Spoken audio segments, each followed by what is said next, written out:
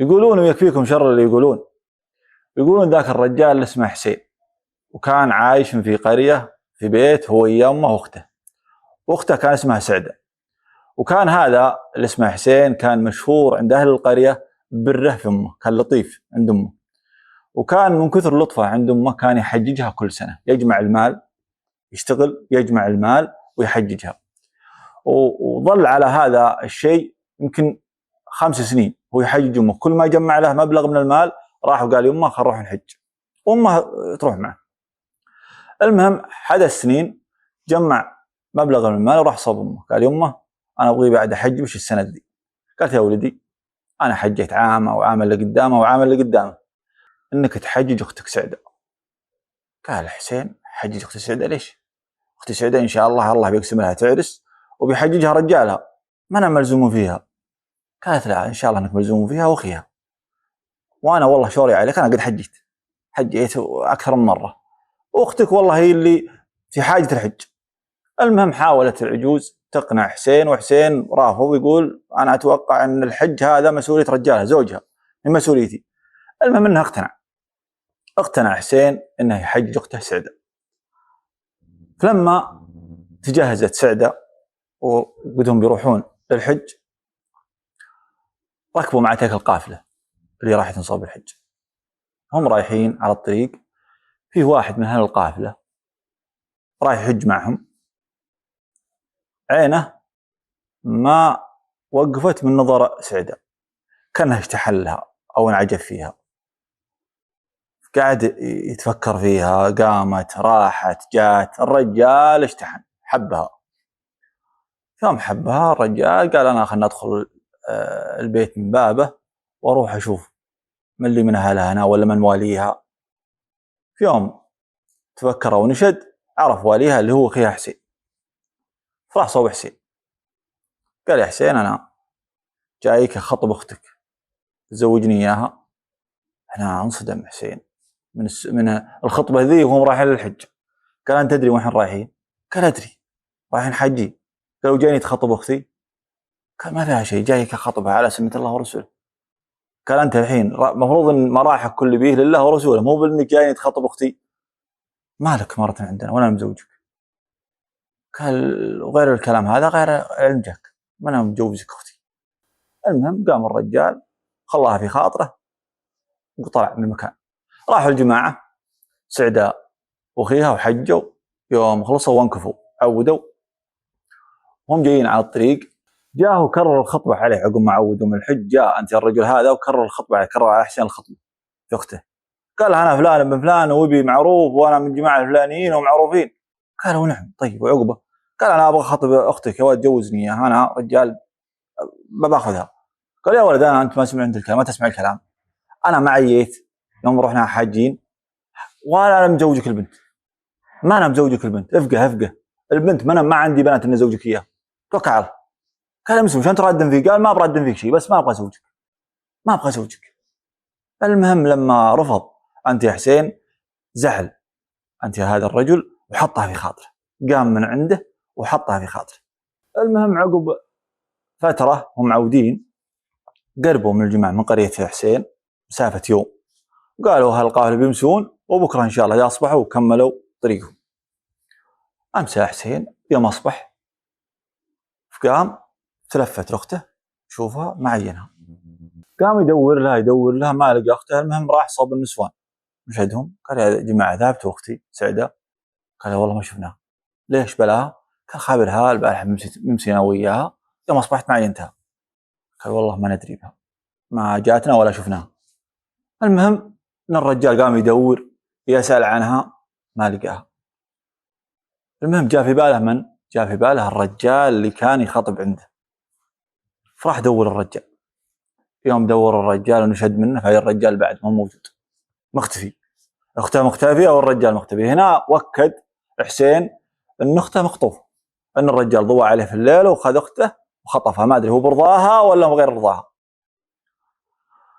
هنا حسين ما قدر يسوي شيء، ما يدري وين الرجال راح، واخته ما ادري وين هي راحت، والمشكله اللي قدامه اذا راح صوب امه وش بيقول لها اختي اختفت ولا وين راحت؟ قدهم قريب من الجماعه، قدهم قريب من قريه حسين.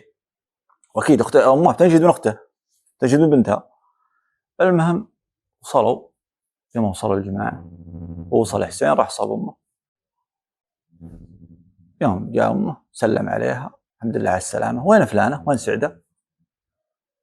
قال سعده بعلمش بعلوم. قالت علمني وين غدت؟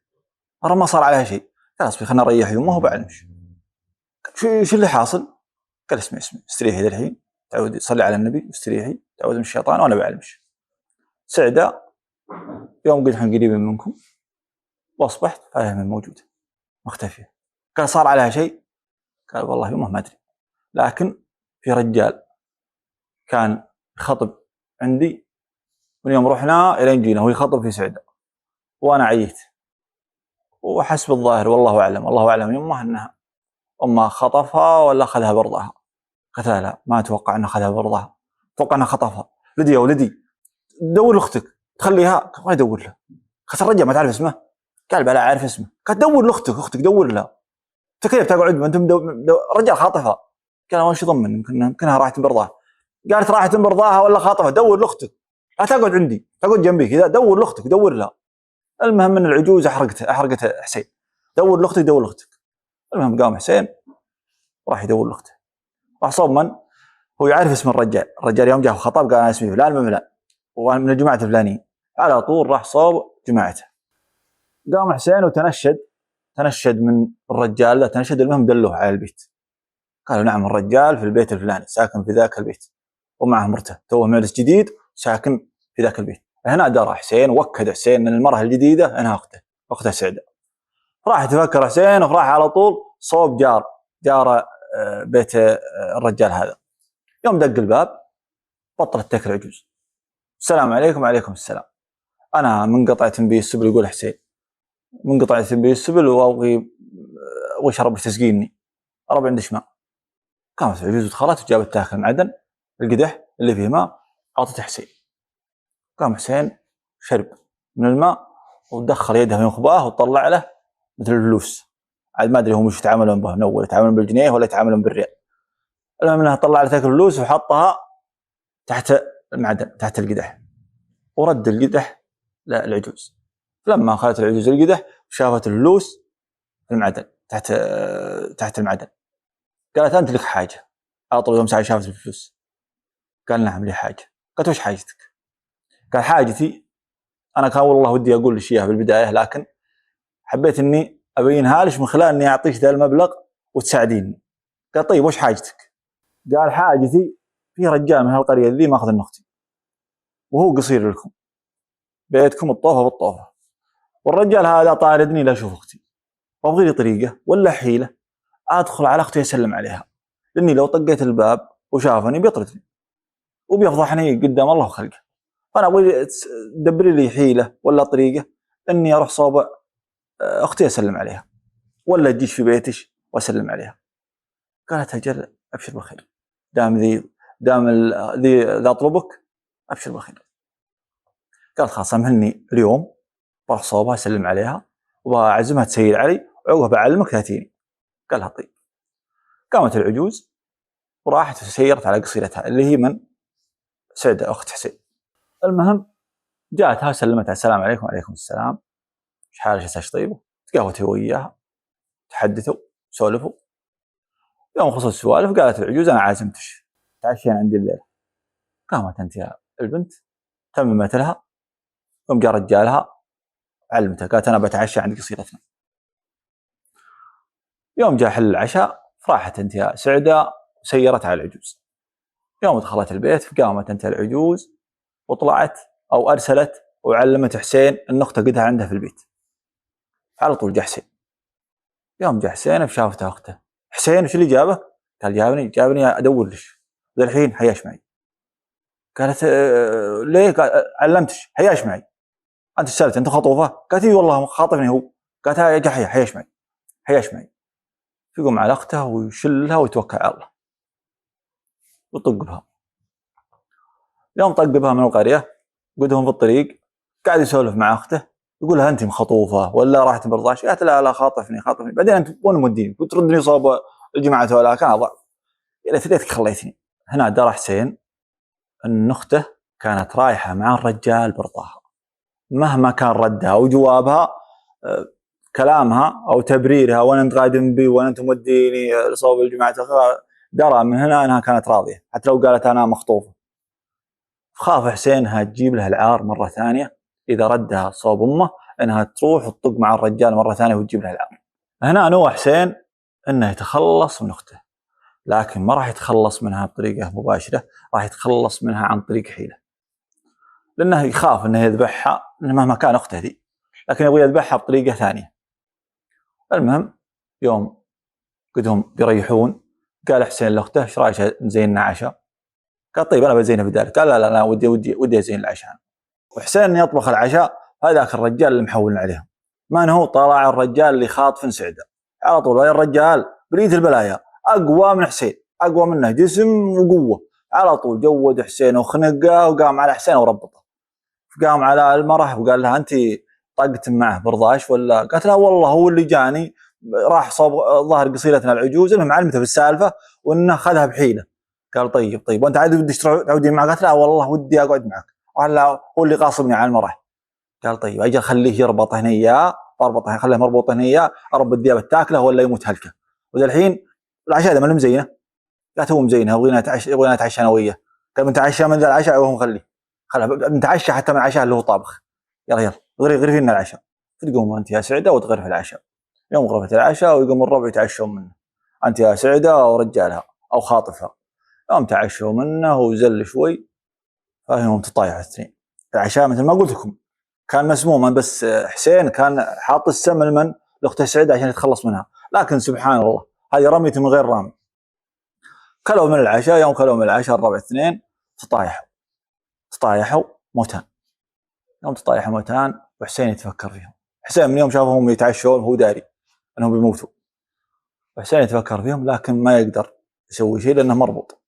وقاعد حسين على ذا الحاله لين اصبح الصبح، والعرب موتان عنده، سعده اخته ورجالها اللي يقول انه رجالها ولا هو خاطفها، وهو مربوط لا قدر يفك عمره. يوم زل شوي ويا الجماعه اللي جايين وشافوا المنظر، وهنا جثتين، هنا مرة ورجال موتان على صحن، وهنا رجال مربوط.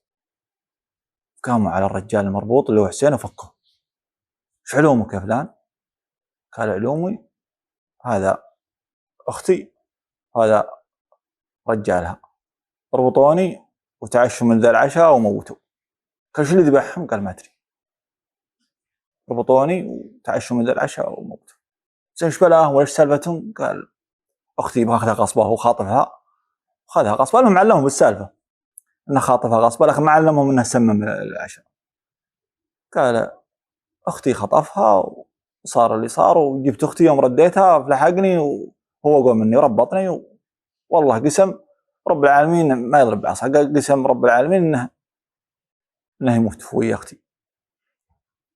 المهم فكوا الرجال، فكوا حسين. ومن جماعته؟ قال جماعتي في المكان الفلاني او القريه الفلانيه.